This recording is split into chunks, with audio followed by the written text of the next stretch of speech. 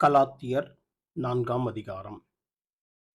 பின்னும் நான் சொல்லுகிறது என்னவெனில், சுதந்திரவாளியானவன் எல்லாவற்றிற்கும் எஜமானனாய் இருந்தும், அவன் சிறு பிள்ளையாய் இருக்கும் காலமளவும் அவனுக்கும் அடிமையானவனுக்கும் வித்தியாசம் இல்லை.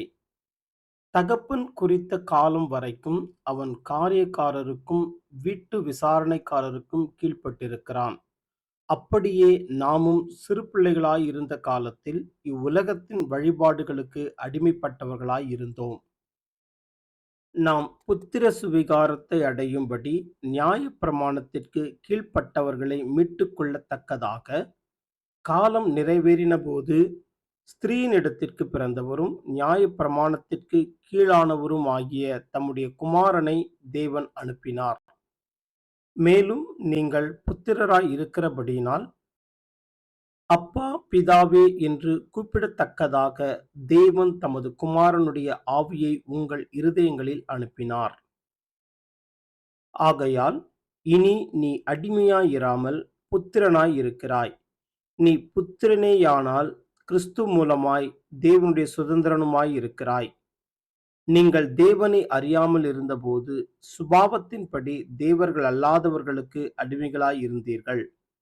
இப்பொழுதோ நீங்கள் தேவனை அறிந்திருக்க அல்லது தேவனாலே அறியப்பட்டிருக்க பலனற்றதும் வெறுமையானதுமான அவ்வழிபாடுகளுக்கு நீங்கள் மறுபடியும் திரும்பி மறுபடியும் அவைகளுக்கு அடிமைப்படும்படி விரும்புகிறது எப்படி? நாட்களையும் மாதங்களையும் காலங்களையும் வருஷங்களையும் பார்க்கிறீர்களே. நான் உங்களுக்காக பிரயாசப்பட்டது வீணாய் போயிற்றோ என்று உங்களை குறித்து பயந்திருக்கிறேன். சகோதரரே, என்னைப் போல் ஆகுங்கள் என்று உங்களை வேண்டிக் கொள்ளுகிறேன். நான் உங்களைப் போலும் ஆனேனே. எனக்கு நீங்கள் அநியாயம் ஒன்றும் செய்யவில்லை. உங்களுக்கு தெரிந்திருக்கிறபடி நான் சரீர பலவீனத்தோடு முதலாம் தரம் உங்களுக்கு சுவிசேஷத்தை பிரசங்கித்தேன்.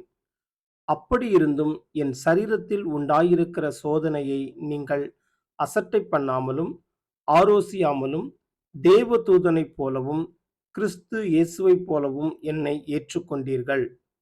அப்பொழுது நீங்கள் கொண்டிருந்த ஆனந்த பாக்கியம் எங்கே? உங்கள் கண்களை பிடுங்கி எனக்கு கொடுக்க கூடுமானால் அப்படியும் செய்திருப்பீர்கள் என்று உங்களுக்கு சாட்சியாயிருக்கிறேன். நான் உங்களுக்கு சத்தியத்தை சொன்னதினாலே உங்களுக்கு சத்ருவானேனோ? அவர்கள் உங்களை நாடி வைராக்கியம் பாராட்டுகிறார்கள். ஆகிலும் நல்மனதோடே அப்படி செய்யாமல், நீங்கள் அவர்களை நாடி வைராக்கியம் பாராட்டும் பொருட்டு உங்களை புறம்பாக்க விரும்புகிறார்கள். நல் விஷயத்தில் வைராக்கியம் பாராட்டுவது நல்லதுதான். அதை நான் உங்களிடத்தில் இருக்கும் பொழுது மாத்திரமல்ல, எப்பொழுதும் பாராட்ட வேண்டும். என் சிறு பிள்ளைகளே, கிறிஸ்து உங்களிடத்தில் உருவாகும் அளவும் உங்களுக்காக மறுபடியும் கர்ப்ப வேதனைப்படுகிறேன்.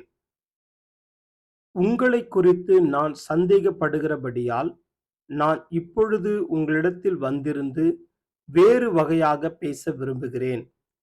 நியாயப்பிரமாணத்திற்கு கீழ்ப்பட்டிருக்க விரும்புகிற நீங்கள் நியாயப்பிரமாணம் சொல்லுகிறதை கேட்கவில்லையா? இதை எனக்கு சொல்லுங்கள்.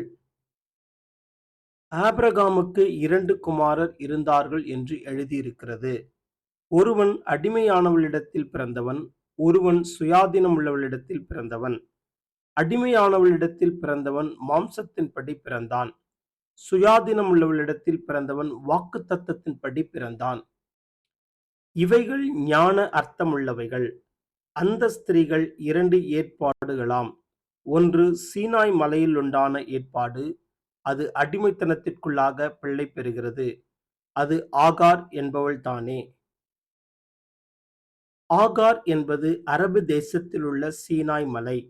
அந்த ஆகார் இப்பொழுது இருக்கிற எருசலேமுக்கு சரி. இவள் தன் பிள்ளைகளோடே கூட அடிமைப்பட்டிருக்கிறாளே.